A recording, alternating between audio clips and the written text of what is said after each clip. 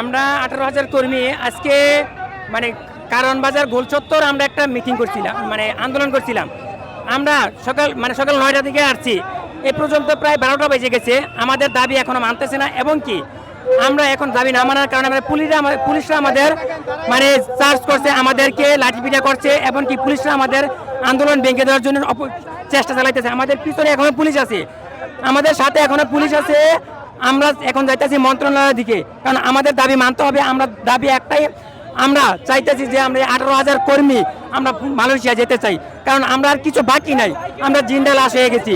কারণ আমরা কেউ 5 লক্ষ 6 লক্ষ টাকা ঋণ করে বাটি পিঠা বিক্রি করে, এবং কি কোনো আত্মীয় স্বজনের গহনা বিক্রি করে টাকা দিছি, এখন আর নিঃস্ব হয়ে গেছি আমরা। এখন আমরা দাবি শুধু একটাই, মাননীয় উপদেষ্টা মন্ডলীর কাছে, যারা মানে কর্মসংস্থান মন্ত্রণালয়ের দায়িত্বে আছে, আসিফ নজরুল স্যার, এবং কি প্রধান উপদেষ্টা ডক্টর মোহাম্মদ ইউনূস স্যারের কাছে আমাদের দাবি একটাই, আমরা যে 18,000 কর্মী আছি আমাদের মালয়েশিয়া নেওয়ার জন্য দ্রুত ব্যবস্থা করুন।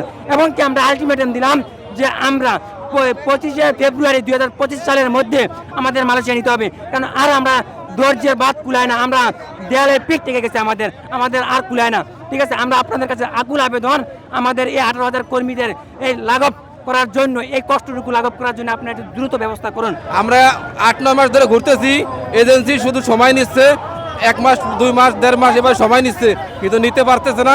তাই আমরা এখানে কর্মসূচি অবস্থান করছি, যে কোনো একটা সমাধান দিবে সরকার থেকে। তাই আমাকে এখন মন্ত্রণালয় থেকে রওনা করছি, মন্ত্রণালয়ে যাব, দেখে আসিফ নজরুল স্যার কি সমাধান দেয় আমাদেরকে। এই পর্যন্তই আমরা চলে যাচ্ছি, সামনের সাথে যাচ্ছি। 2-3 বছর ধরে ঘুরতেছি, পরে মালয়েশিয়ার ভিসা টিসা সব আসছে, টিকেটের জটিলতার কারণে যাইতে পারি নাই, সিন্ডিকেটের কারণের জন্য। এবং আমরা 6 লাখ 7 লাখ টাকা দিয়া মালয়েশিয়া যেতে পারি নাই, সবাই জমি গিরবি দিয়া সুদি নিয়ে সবাই ঋণগ্রস্ত। এখন সময় শেষ হয়ে গেছে, মালয়েশিয়া সরকার বলছে মে মাসের 31 তারিখে পরে আর লোক নিবে না, তাই সময় শেষ।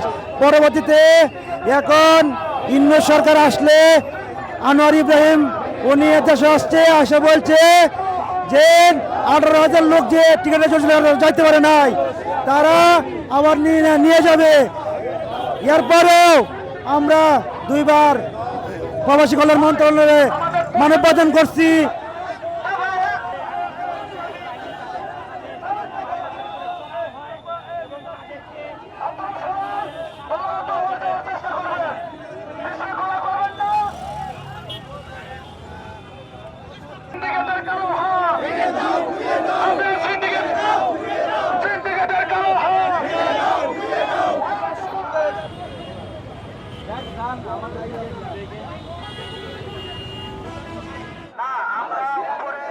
বর্তমানে মালয়েশিয়ান গভর্নমেন্টের সাথে ভিডিও কনফারেন্সের মধ্যে একটা সিদ্ধান্ত উপনীত হবে, তখন সেই মেসেজটা 2 ঘন্টা পরে আমাদেরকে জানাবে, এবং কি সেই মেসেজটা আমাদেরকে দিবে।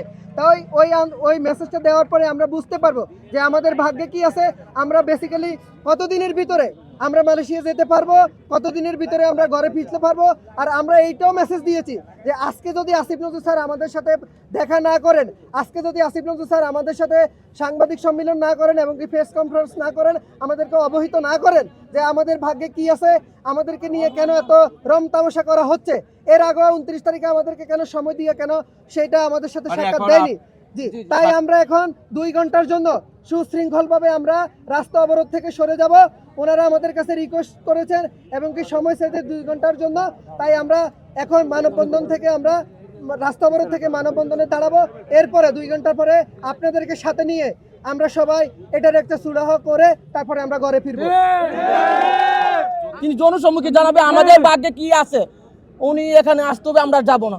আর এর বাহিরেও যদি ব্যতিক্রম কিছু হয়ে যায়, তাহলে আমরা যারা সমন্বয় করে, আমি একজন সৌদি প্রবাসী, এই প্রবাসী ভাইদের জন্য আমি কষ্ট করতেছি, আমি দুবাই প্রবাসীদেরকে নিয়ে কষ্ট করছি। যদি এর পরিপ্রেক্ষিতে যদি উনি আমাদের সাথে আমাদের কথা কাজে না মিল রাখে, তাহলে আমরা সমস্ত প্রবাসীদেরকে উদারতা আহ্বান জানাবো, আপনারা রেমিটেন্স শাটডাউন দিয়ে আমাদের পাশে থাকবেন।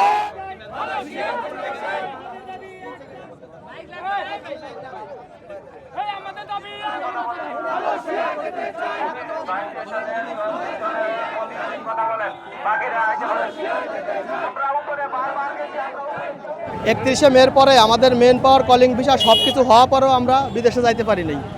আমরা তখন আমাদের ভুয়া টিকিট দিয়ে ঢাকায় আনছে যে তোমাদের টিকিট হয়ে গেছে, তোমরা মালয়েশিয়ায় যাবা অমুক দিন ফ্লাইট। তো আমরা 31শে মে আসছি হলো আপনার 26শে মে, 4 দিন আমাদের ঢাকায় রাখছে, বলছে যে এই ফ্লাইট হচ্ছে এই হচ্ছে এই হচ্ছে। এরপরে 31শে মে হয়ে যাওয়ার পরে আমাদের ফ্লাইট দিতে পারলো না, আমাদের বললো বাড়ি যাও, আমরা কথা বলতেছি যেহেতু মেন পাওয়ার হয়েছে সেহেতু তোমাদের নিবে। এই বোন থেকে আমাদের 6 থেকে 7 মাস ঘোরাচ্ছে, কোনো ফলাফল আসতেছে না। এরপরে আমাদের আমলিক সরকার চলে গেল, চলে যাওয়ার পর আমাদের ডক্টর ইউনূস সাহেব আসলো, স্যার সে আসার পরে আমাদের একটা আশার আলো দেখাইলো যে আমরা এই 18,000 লোক আবার পুনরায় নিব। তখন তার বন্ধু মালয়েশিয়ার আনোয়ার ইব্রাহিমকে বাংলাদেশে আসলো, সে এসে বললো যে আমি প্রতিশ্রুতি দিয়ে গেলাম এই 18,000 লোক মালয়েশিয়ায় খুব দ্রুত সম্ভব নেব। কিন্তু এখন আপনার প্লান্টেশন খাদে লোক যাচ্ছে, সে বলছিল যে কোনো খাদে লোক যাবে না, আগে যাবে 18,000 লোক। কিন্তু আমাদের থুয়ে কেন প্লান্টেশনের লোক আগে যাচ্ছে? আমাদের দাবি একটাই, আমাদের মালয়েশিয়ায় নিতে হবে, আর কোনো আমাদের দাবি নাই। কিন্তু আমরা এখানে আসার পর আমাদের পুলিশ ভাইরা আমাদের লাঠিচার্জ করছে, আমাদের মাইক ভেঙে ফেলছে। এখন আমাদের তারা পাশে দাঁড়ানো তো দূরের কথা, তারা আমাদের উল্টা চার্জ করতেছে। কেন? আমাদের অপরাধ কি 6 থেকে 7 লক্ষ টাকা দিচ্ছে, এটা আমাদের অপরাধ? আমাদের দাবি কি এইটা কি আমাদের অপরাধ? আমরা ঢাকায় আসছি, বাড়ি যাওয়ার মতন কোনো পরিস্থিতি নাই, বিটা ঘাটা সব কিছু জমা বন্দুক ধুয়ে আসছি। এখন বাড়ি থেকে বাপ মা বলে যে টাকা না নিয়ে বাড়িতে আসবি না, তারা খুব চাপে আছে, প্রেশারে আছে। আর দালাল বলে কি টাকা বেশি কথা করলে বা টাকা দিব না, পারলে আদায় করে নিস। আমরা এখন কি করবো? আমাদের এখন ডক্টর ইউনূস স্যারের কাছে একটাই আমাদের দাবি, আপনি যদি চান মালয়েশিয়া আনোয়ার ইব্রাহিম স্যার আপনার বন্ধু, তাকে যদি আপনি কল করেন যে আমার এই 18,000 লোক নিতে হবে, আমাদের বিশ্বাস যে আপনার বলার সাথে 1 সপ্তাহের ভিতরে আমাদের মালয়েশিয়ায় নিয়ে যাবে। বন্ডল থেকে এজেন্সির মাধ্যমে টাকা দিয়েছি আমরা, দালাল, তারা এজেন্সির লোকেরও নাই, দালাল কেউই নেই, সবাই পলাতক। 15 দিন কথা বলছে, একবার বলার পরে গেছি, আবার আমরা যাওয়ার পরে আবার বলছে যে 3 মাস পরে করবে, মানুষের কথা বলে পরে তারা আপনার বাড়াবে। এখন পর্যন্ত কিনুর মানে অ্যাকশন হয় নাই, কিনু কিছু হয় নাই। তা আমরা এই যে রাস্তায় নামছি, বাধ্যতা ভুল হয়, হয়তো আজকে আমরা মরবো, আনলে তো আমরা যা হয় আমাদের হবে। আমাদের এখন মৃত্যু ছাড়া আমাদের রাস্তা নাই। আমরা জায়গা বিক্রি করে আমরা টাকা দিছি।